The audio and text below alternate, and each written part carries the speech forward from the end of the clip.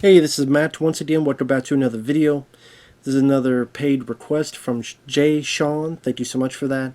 For those interested in requesting any type of videos, movie reviews, re-reviews, random thought streams, commentaries, video game playthrough for an hour, a full playthrough, tier list ranking, whatever the case may be, feel free to send it directly to my PayPal. Do have a Cash App as well.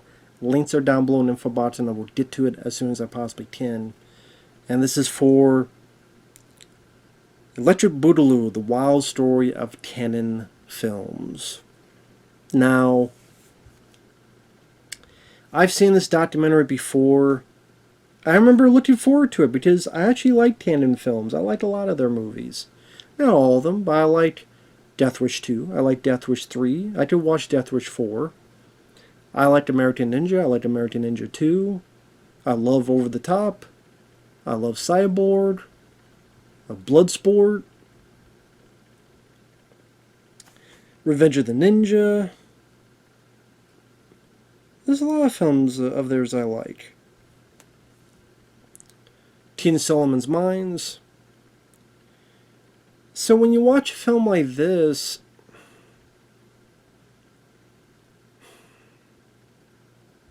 I guess when I first saw this, I was expecting a love letter, which was my mistake. This, it's like 20%, I like this, and 80%, this is a piece of shit, this is the worst company ever, they don't know what the fuck they were doing, this was ass, that fucking sucked, this was a piece of shit, fuck that shit. It almost as if,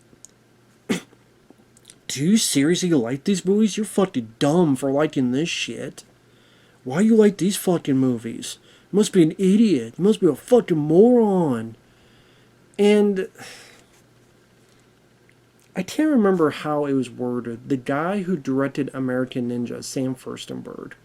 Sadly, some of my friends interviewed him.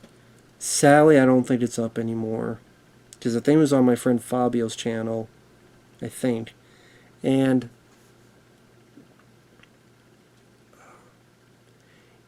I think they asked him about it, and he's like, yeah, I did the full interview, and they only took little bits here and there, and it felt, I wish I could remember the phrasing he said, not sensationalistic, but it was whatever dirt they could get on the company. That's what was like the only thing they would put in. Now, granted, it made for a fast-paced documentary.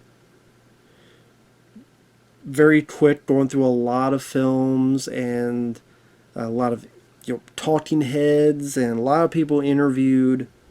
A lot of films mentioned. But it just, the vindictive, it got old after a while. And that's why I watched it once. I never watched it again. Until this. I was not a fan. I was not a fan of this. If you don't care about that, if you don't give a shit about Canon Films, I mean, most people be watching this actually do like Canon Films, I would assume. That's why they watch. That's the weird thing. If you're watching this, you probably like Canon Films. And then they're pretty much telling you, you're a fucking idiot for liking Canon Films. So they go through like Golan, Globus, which they were not interviewed. They said no. I think they did their own documentary, the Go-Go Boys, but that was more about their life and less about, we go with this movie and this movie and this movie. But how they were in Israeli productions, and there was this film called Lemon Popsicle, which was a box office success in Israel. And then getting into movies, making films like The Apple.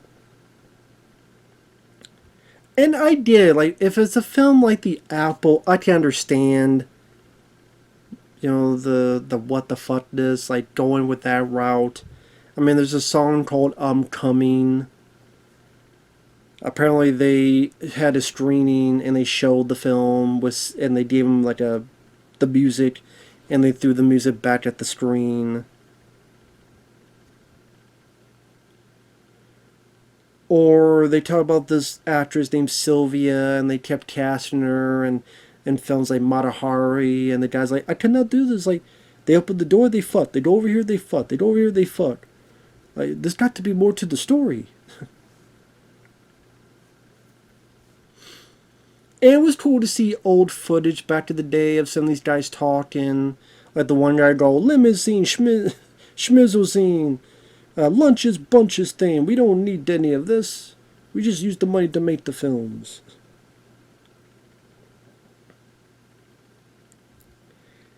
But it got so snarky so many times. It's like, I get it. You don't like the guys. I get it. You had bad experience with them. I get it. You think the films are junk. And when you told that over and over and over again, it was just a bit much and repetitive and it just, god damn, I get it.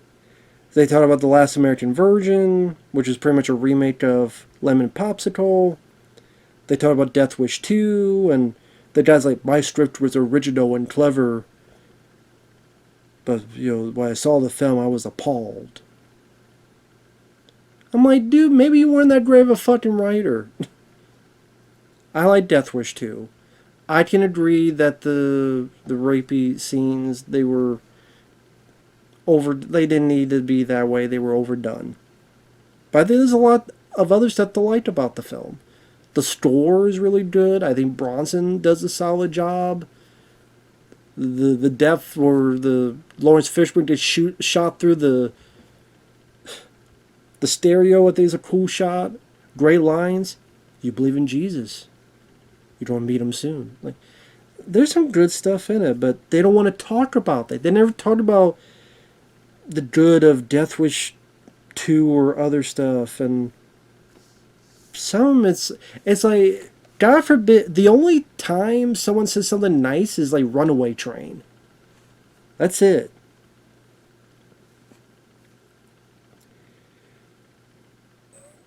Enter the Ninja. They fired Mike Stone, and they get Franco Nero. Franco Nero's there. And the thing is, like, it goes by so fast. I wish at times we could stop and learn more about specific films. You got Franco Nero. Let me hear more about him and the making of the film. But he says a few things, and then we go by. Because it's got to be very quick, very like a pop piece unto itself, this documentary. Don't give time to breathe on some of these films. Revenge of the Ninja. Apparently, they did a re-edit of the story, and they made up the beginning of the film, which is interesting, because that's the... Back to the day, I remember on VHS, it was taped, seeing this movie, but I never remember what the fuck the movie was. I had this image of, it was this weird ass scene where it's like a woman and a kid, they're killed, and there's all these fucking ninjas. It's like there's 100 ninjas, and there's all these throwing stars and like bamboo, and like, what the fuck is like, it is like really violent, and like little kids or something like being fucking killed, gory, and like, what the fuck is this? I had that image in my head, and I never knew what it was until many, many, many years later. And then I think I got a request or something to do Revenge of the Ninja. I'm like, oh shit, this is the movie. This is the movie. So it was like one of those, finally something from back in the day as a youth solved. But like, I get that these folks have their own experience, which obviously for a lot of people was not a positive experience. But I do think that there should have been a compare contrast, positive negative balance. I think that's one of my issues with this documentary. It feels very unbalanced, where it's, again, like 80% this fucking sucks, and 20% once in a while, sun shines on a dog's ass some days.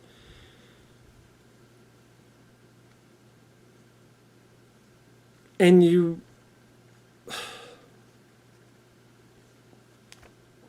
I don't know. I get it. If they had a bad experience, what are you going to do? Have them lie about it? I get that. You don't want them to lie about their experience. But then I'm sitting there going, you know what, you guys, this is not like the worst fucking films of all existence. And like with some of the people talking, I'm like, dude, I can name a bunch of films you were also in that were way worse than the Tannen film you were in.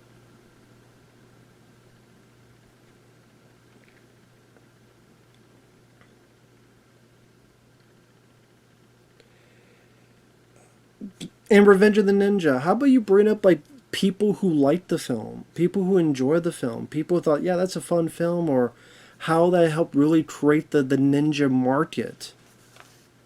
How, maybe with that coming into the screen, eventually you had Ninja Turtles in 1990. You had then Three Ninjas and Surf Ninjas and all the other stuff. Before that, there was these ninjas.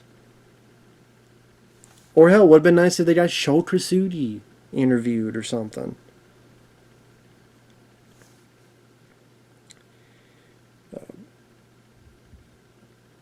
I'm trying to think. They talked about this film called Sahara, and the girl from Blue Lagoon is in it, and how the guy, Golan or Globus, thought she was going to get an Oscar, and Alex Winter is mocking that.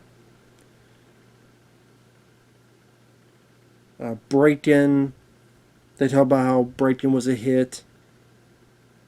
But okay, Lucinda Dickey was in it. Oh, she didn't fit with us. We resented her. Oh, Break-In 2. I cried about it. We lost the message. I'm like, it's not like Break-In 1 was his masterpiece either. I don't mind the film. And like the way they would call these guys, like Mayhem and Urine. Oh, the Bad News Jews. Like I felt, weirdly enough, I felt sorry for Golan and Globus. I did. With the amount of just constant shit they got, I felt sympathy for them. I felt for them. I felt bad for them.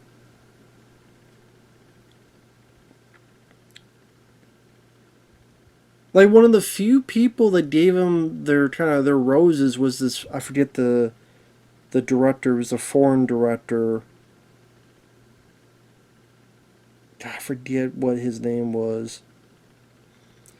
Or if they come across something that was, they talk about it briefly, like Barfly. They talk about it briefly. I get it.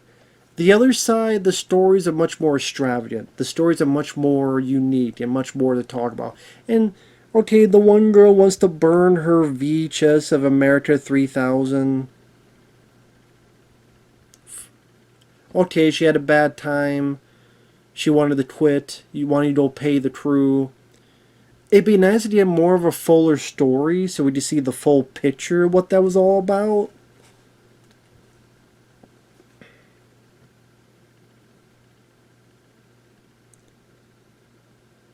But just the constant knocking, if there's something quality, it was a happy accident. They bring in Missing in Action, and I knew about this, about how Missing in Action to the beginning was supposed to be the first one, but then Joe Zito said, no, if you put that out, it's going to fuck up my film. Our film should come out first, so they switched it, so the sequel became the first movie. Michael Dudikoff's there. But they don't talk to him as much as I thought, because he was in a lot of films like River of Death, and like there's no mention of Avenging Force. They briefly mention American Ninja, but they don't bring up American Ninja 2. They don't bring up American Ninja 3 or 4 or any of those films. Alex Winter talked shit about Death Wish 3. It's a total dog pile of shit, and man, Charles Bronson, it was more like watching a man golf than act. First off, Charles Bronson had more fucking gravitas in his wrinkles than you had in your fucking career, Alex Winter. You were a vampire that barely anyone remembers you in. called The Lost Boys. Good movie, but people barely remember you were in the fucking film. You're in Bill and Ted, Bill and Ted 2, the piece of shit Bill and Ted 3. That's a dog pile of shit. More so than Death Wish 3 is better than Bill and Ted 3. I bet if I got a fucking survey of 100 people, most would agree with me. Death Wish 3 beats the fuck out of Bill and Ted 3. Oh yeah, and your film you directed, Freet?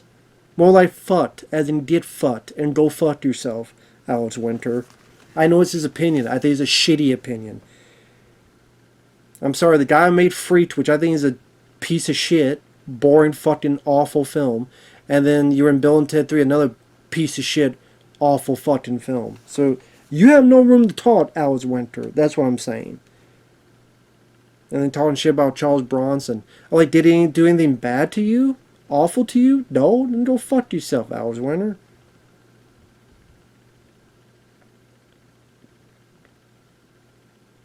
Invasion USA, they talked briefly like how they were going to bulldoze the whole neighborhood for a runway, so they were able to blow up all those houses. But anytime they say something positive, it's like we gotta throw, oh, Invasion USA, but yeah, a lot of it doesn't make sense.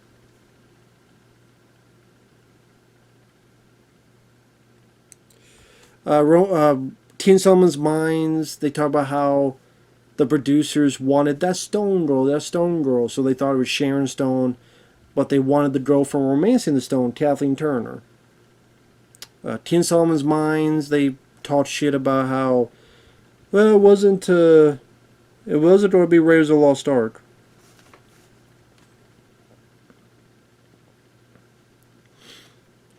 And they did Richard Chamberlain, but he only talks, rest in peace Richard Chamberlain, he only talks for a little bit. Other than saying how Sharon Stone was difficult, how nobody liked her.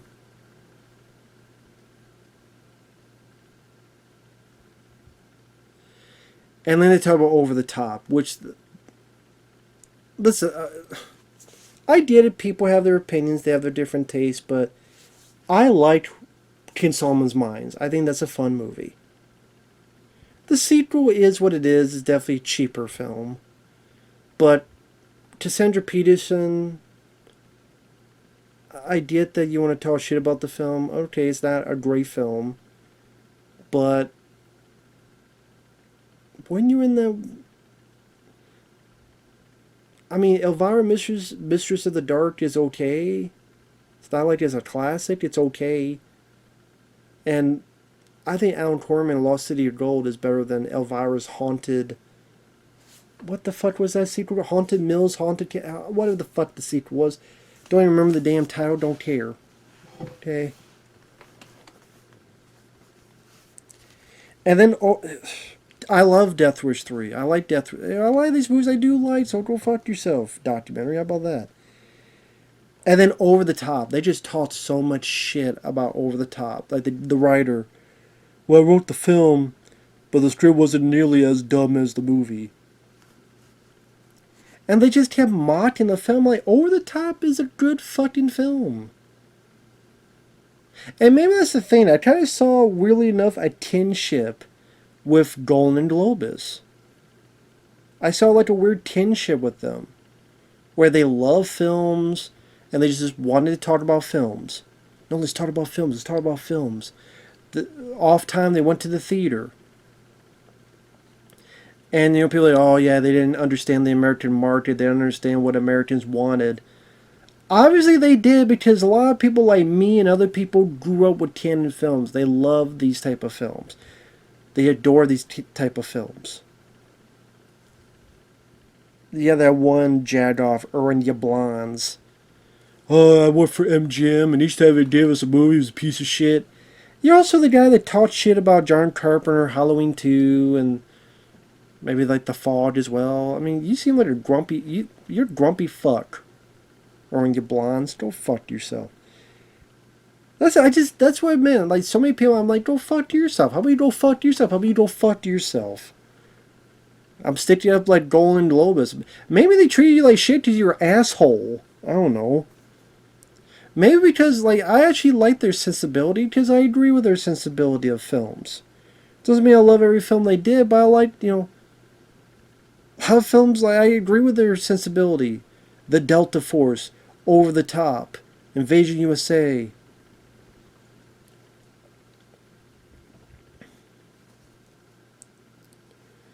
And they talk about Superman 4, which that's one I didn't like, and how that was a bomb. But I felt like again that film they could have gone even deeper into. Like they didn't get into the stuff where they shot so much footage. They would want to take some of that footage and make a Superman 5 with the footage. Like they go further with that. They didn't really talk about Bloodsport. Or how the whole thing with Cobra happened. Where they technically didn't do Cobra, but their names are attached to it. For I understand that the deal was they paid Stallone a shitload of money for Over the Top. But Warner Brothers wanted to do this film Cobra with Stallone, and as fast as they could, because Rambo 2 and Rocky 4 were like the biggest hits of 85. They're like, well, we paid them first for our film. Okay, we'll make a deal. You can have them first, but do us a favor, put our names on it. So you see Cobra, Golan and Globus, their names are on it, although they had nothing to do with the film. And then they got Stallone, they did Over the Top. And I love both films. I love Over the Top. I think it's a damn good movie. I never understood the hate that film got. Oh my god, they thought kids were into arm wrestling?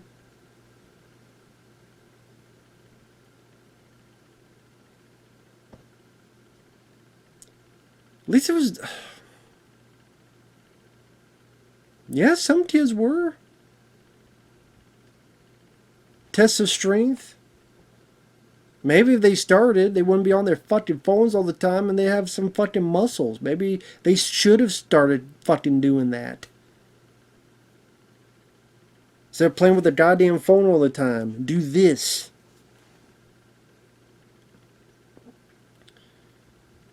And what was more about the movie is the father and son storyline. That's what me, my friends, that's what we gravitated towards. This father and son storyline. Mixed in with fast pace, great soundtrack. I think Stallone does a good job. I thought the kid did a good job. Robert Loggia. It's a good cast. Sweet movie.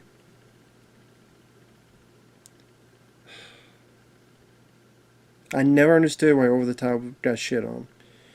Eventually they get into how, the two split up. One did 21st century films, and then they kind of stopped. They didn't really go further into the different films they did after that. And I'm sure, like, on the special features, there's probably deleted scenes where they go into other stuff, but they didn't mention the Captain America movie that was made, and then they had no budget. All the attempts to try to make Spider-Man. They do mention Masters Universe, and they got that fucking sicko Gary Goddard, the director of that Masters Universe, because he's a pedophile. Yes, I think at this point he was a registered offender, but they still interviewed him. That means they paid him, and I'm like, you can't tell me you didn't know. So great. There was a guy interviewed who loves the kids too much. I think it was known at this time.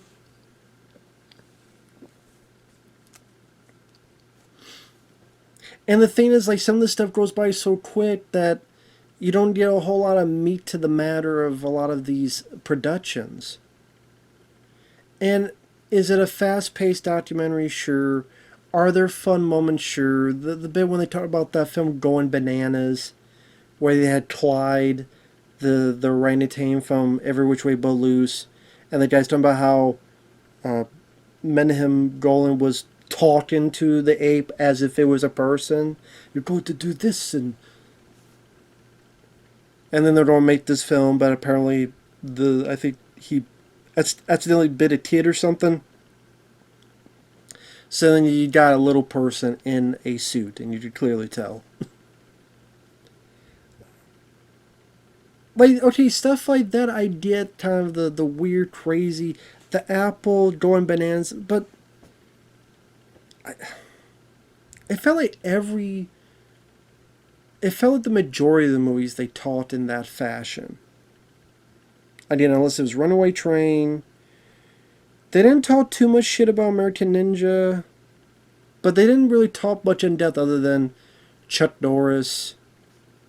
They wanted him to start, but he said no.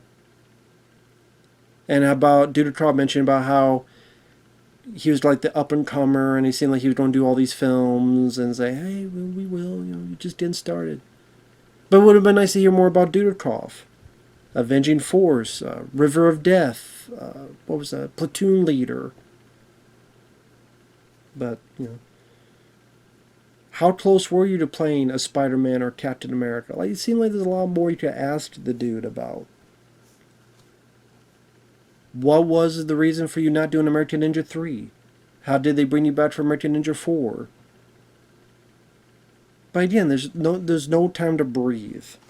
And it's just very snarky and holier than thou. Can't believe we talk about canon films. Yeah, more worth of shit than some of the shit you guys have done. So yeah, I thought Not Quite Hollywood was a much more seemingly like fair, more balanced documentary that was on the Australian exploitation films. So that's the way I looked at it. Was never a big fan of this. I remember one of the covers had Cobra on the cover, which is funny because it's never talked about in the movie because it's technically not a canon film. But they had Cobra on the cover. I'm going to try to see if I can find that DVD cover and put it there, the poster. You see like Chuck Norris, Dolph Lundgren, and then there's Stallone from Cobra, which is never talked about in the movie. They talked. Cyborg is mentioned a little bit. Hercules, Lou Ferrigno, a little bit.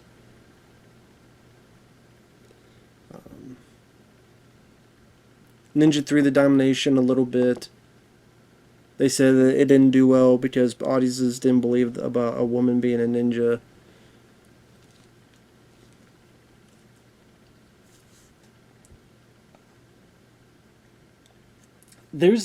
You know what? Actually, I just thought of this. To Jay Sean or anybody else, if you're really into canon films, there are these books. There's the Canon Film Guide. This is volume 2.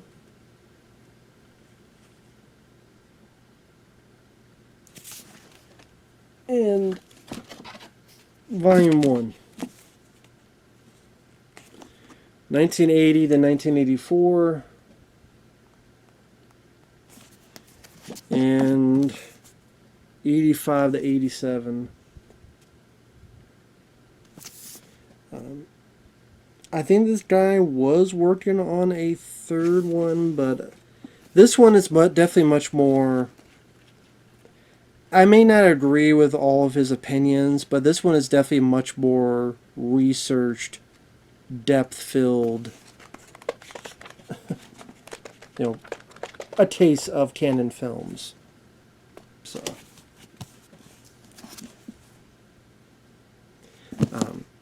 I know at one point he was doing a third book. I don't know what happened to that. Actually, Austin Trunick is his name. I'm going to have to look that up to see if he ever did do a third book. I'll look that up after the... Well, why don't we just do it now? I got my Austin Trunick.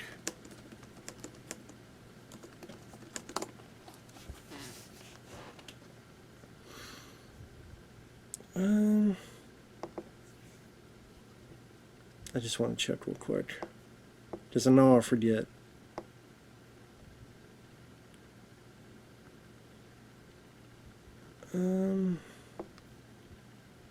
God, I'm sorry. I know.